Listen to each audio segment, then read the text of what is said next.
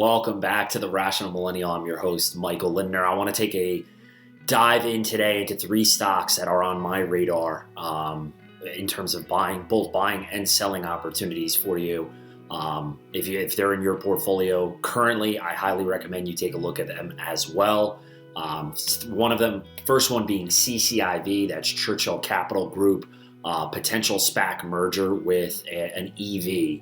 Really exciting opportunity there. Second is the expansion of Novavax. I talked to you guys briefly in a prior video about Novavax, one of the hottest stocks of 2020. It had an incredible run. I'll talk to you about potential selling opportunities there, lock in some of the gains if you own Novavax, and maybe how to buy it moving forward. Finally, third topic I want to cover is the run up in a couple of ETFs that I've seen that I really like. I know a lot of people on here are interested in stocks. I personally love exchange traded funds, especially sector specific ETFs. I'm going to talk about two with potential 3x opportunity over the next 2 years. So you don't want to miss it. Stay tuned. Rational Millennial. Click that subscribe, that like if you like what you've seen so far. Moving forward, again, I'm going to have a lot more content for you coming up. First topic I mentioned that I want to take a look or a deeper dive into is around CCIV. This is a stock that I've been reading about a little bit more. Again, just a little bit of research. I noticed it pop the last like week or so. It's had a nice run up. So I put some money to work in here after I sold off a little bit of my FNGU earlier today, locking in a gain there. I also had a little bit of cash sitting around from the income I earned from selling the call options on GameStop earlier last week. So Churchill Capital, again, basically they're kind of like a private equity firm here. They're going to at least this is the reason potentially for the run up, is they're going to be announcing a merger with EV maker Lucid Motors in the near future. So as of 2:30, again, this was written yesterday, shares were up 11% above Friday's close. So what? It's not often that these SPAC companies surge prior to any merger agreement being announced, but for some reason this one, again, I think that because people are feeling that it's with such certainty that they're going to do that merger with Lucid Motors. It's soared more than 150% since the speculation of that announcement just about a week and a half ago. So the Lucid Motors, again, is an Arizona-based company. They're going to supply over 1,000 horsepower with a battery range of 517 miles on their car that they are calling, I believe, the Air. The Air is the name of the vehicle that they're going to release. Again, really sleek design here.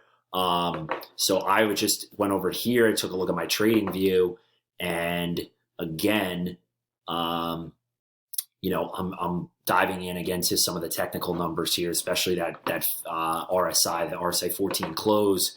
Again, this chart's going back 3 months here. We're taking a look, and again, this was a buying opportunity right here. You look at it dipped into the 40s. This was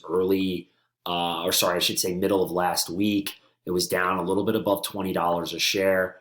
I saw it pop off those lows. I actually bought in on yesterday. Actually, I saw it around 25, and I said, let me put some money to work here. Again, you could see it now in the RSI way up around 85, 86. So good selling opportunity to lock in those gains if you happen to buy Churchill Capital.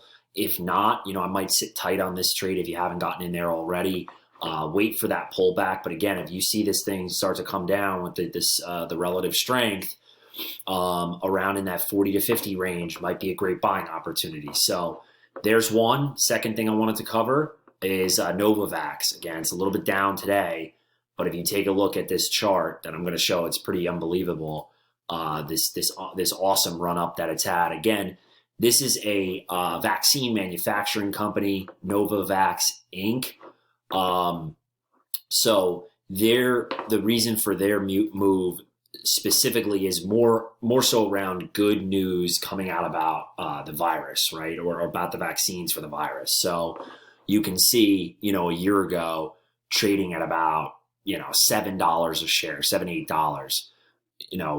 Coronavirus starts to take off, shuts down everything in the United States, kind of towards the end of March. Then you have this little bit of run up, right? It goes from $7, $8. Here we're at 22. Then a huge jump. Again, if you're looking at the RSI, you're going to see those numbers spike up because that's showing it's an indicator that it is overbought. That's at $55. So you're talking February to May, an increase of about 6 to 7x on your money in that period. Then if you bought it, I kind of was looking at it around this time frame in early June. I had some cash sitting in my portfolio, put a little bit to work here in this range. I noticed a little bit of a kind of a flat line and then a run up again. Put in a little bit of money here in like the 65 range on this one, and just kind of let it ride. I noticed it was still overbought. This thing was kept climbing. Right about here, I think it was like early August. I noticed some bit of a pullback, and I didn't want to get super greedy. So again, I sold my position at about 135, 140, and was able to a quick 2x opportunity on my money. So I have not gotten back into this, but I will say again, this is something I wanted to just bring up because you can take a look here again. RSI in the low 30 range. Right here, stock was trading at about 85, 86. You take a run, you ride it all the way to 130. And if you didn't sell there, good. That's excellent. I mean, good for you. You're sitting large up here in the 265 range is what Novavax is trading at currently. So unbelievable. But you take a look again. You take a look at the RSI pane, and you're talking up in the 90s, right? You're way, way up here with that purple bar. If you see it there, I don't know why this thing is, there we go. So you're almost at 90. So this is saying an indicator it's overbought higher than it's actually been in the previous couple of times that the stock has really peaked. So watch out for Novavax with a potential pullback. If you can see it trading down, even if it's in the 200 range or 180, might be a nice buying opportunity again around in that 40 to 50 RSI. If it dips below that, even better. So that's just the second piece that I wanted to cover. Finally, 2 ETFs. I know this is one that I've talked about prior. One of my initial videos that I talked about my 2020 returns were due in large part, or in a good part, I should say, to FNGU, one of my favorite ETFs available for purchase. Again, it's a Bank of Montreal microsectors FANG plus 3 times levered exchange traded fund. So they are using leverage to amplify the returns. If you don't understand leverage, do a quick Google search. It'll explain absolutely what it's doing. It's using derivatives, and they are actually using debt as well to beef up the returns on this. Take a look. A year ago, it was trading at $85. We have a current price at $339. There are people that day trade this. That's absolutely a possibility. I was doing a little bit of that middle of last year because you will get some days 5 to 10% pops in your money or in return. And then the following day or a couple of days later, you might get a 6% sell-off. So if you can take advantage, if you have some cash sitting around, $10,000 or $15,000 in cash, you can put that to work. You make a cool, $1,000 really quickly, $800 in a day, and then you can sell it, wait for it to pull back, buy it again down on the downside. But you can take a look here. Just look at this 6-month run is pretty incredible. You're talking 140 to where it's at now at 339. But look at, these run ups, 140 all the way to 245, back down to 150, run up to 225, pulls back at 180. All the way up to 350. You had a nice sell-off. I bought more the other day right here when it dipped below 300, and you're sitting now on that money. I'm already up about 13-14%. So there's one. The other ETF that I really like that I think has again huge opportunity is BATT. I talked to you a little bit yesterday about LIT. This is another lithium and battery tech ETF. Again, you can see it's up 2% today. This thing, just like a lot of the other lithium and ion battery ETFs, this is sector specific, so it is going to be a little bit more risky. But if you are bullish on the EV market, this is a great opportunity. Again, I'm not talking about potentially day trading this, but if you can hold if you're looking for something that's a sound play for this next 2 to 4 years, especially with this administration that just got in office.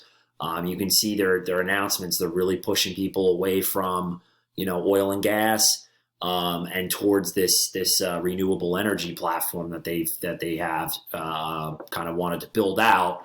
And you can see, again, $10 early last year. Yeah, granted, you're not 2x yet, but if you bought it on a pullback at $6, you're already 3x just about. So really some good numbers here. If you take a look at the 5-year, again, I think people were really early on a little bit too quick to jump into this trade.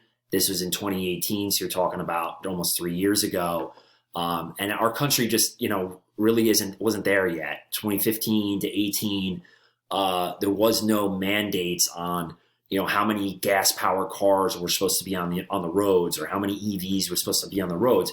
But California just announced they're not even going to be selling gas-powered vehicles in their state, period, by 2035. So I know that's 14 years out, but you can just kind of hear it in the rhetoric and the way people are talking that they really want to basically get rid of oil and gas powered vehicles or gas powered vehicles as much as possible. So this is only going to be a stronger and stronger play as we move forward over the next 4 years with this administration. So a couple of tips there.